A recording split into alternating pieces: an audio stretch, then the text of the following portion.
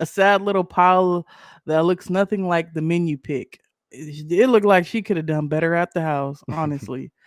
But wait, it gets crazier. The espresso martinis and the dad's salad come later.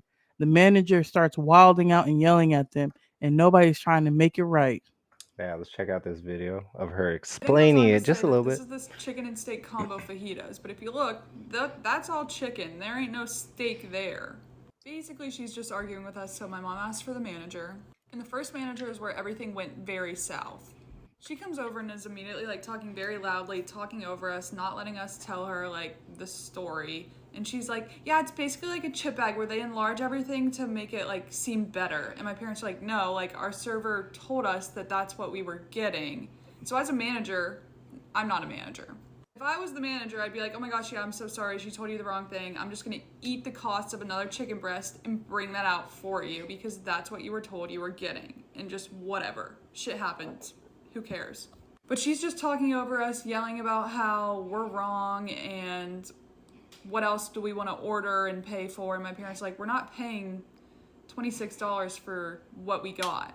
We also told the first manager we hadn't got our espresso martinis yet, and she said it was because the bar was slammed, but the two bartenders were standing there talking because they had nothing else to be doing. Eventually she says something like, yeah, I hear you, I'm listening. My mom goes, no, you're not, you're talking over. She says, I'm done, I'm going to get the other. To get the other manager, yada yada. Ended up just not tipping, and just because of poor management and customer service.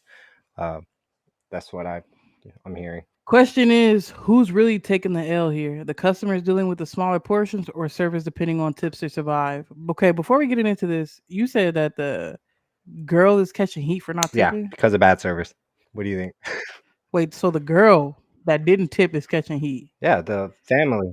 I feel like we're forgetting that you tip for service. Like people are just wanting tips for tips. No, I'm not here. Okay.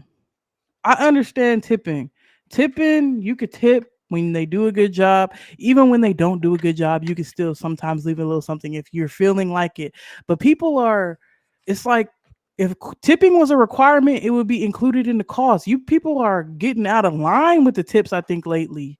Like, oh, I don't care if we did a bad job. I don't care if you weren't satisfied with the service. You need to leave a good tip. No, that's not how tips work.